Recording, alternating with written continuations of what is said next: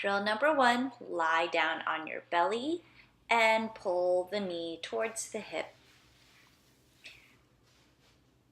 With each inhale and exhale, press the hip down into the ground, creating space in the inner thigh.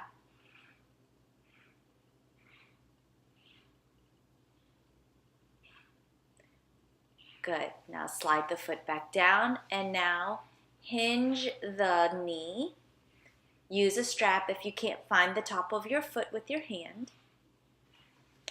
And then as you exhale, take the heel to the hip. Good. Let that knee pull in towards the center line as you press the pubic bone into the floor, creating length in the front of the hip and down the quad.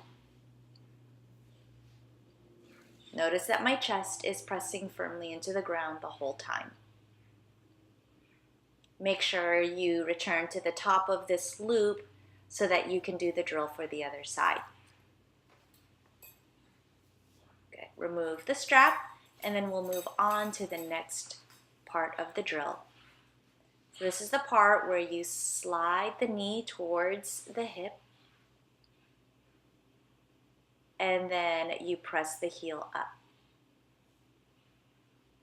Good. Knee towards the hip. Press the heel up. The whole time the chest is pressing firmly into the ground. One more time, knee towards the hip, and then heel towards the ceiling, and lower the leg down. Good.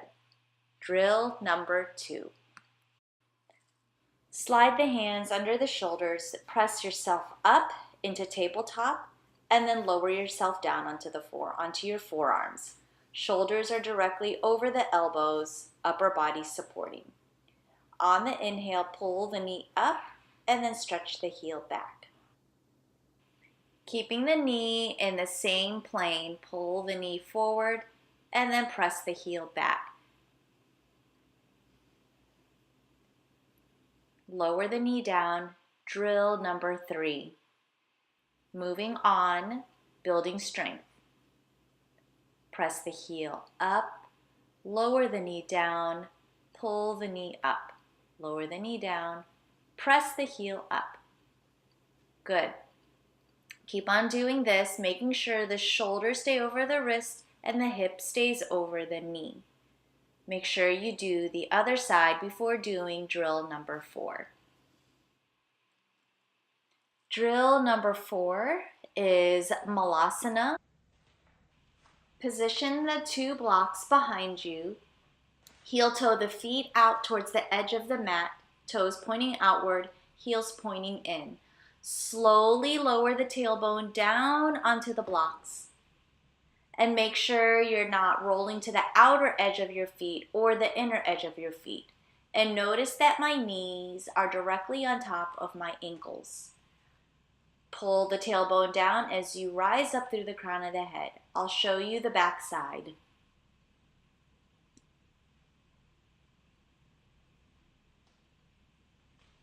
Good. So this is what it looks like from the back side. For the health of your knees, it is important that your feet are completely flat on the ground, not rolling out or in. So if this is easy for you, go ahead and remove 1 block and see what happens if you lower yourself down when you're only 1 block high. Good. Make sure the knees are directly over the ankles and that the feet are flat on the ground. Breathe in and out right here. Try to hold this for 3 to 5 breaths, whichever level you're in. I'll show you from the back side again. And now let's go ahead and see what happens if you don't have any blocks. Whoa. All right. So tailbone is towards the ground, crown of the head. Look how long my spine is and how spacious the back is. This creates space in the hips and lower back. Malasana yogi squat is really helpful for low back pain because it creates space across the lower back of your hips. Take your time, sit in this pose for at least a minute.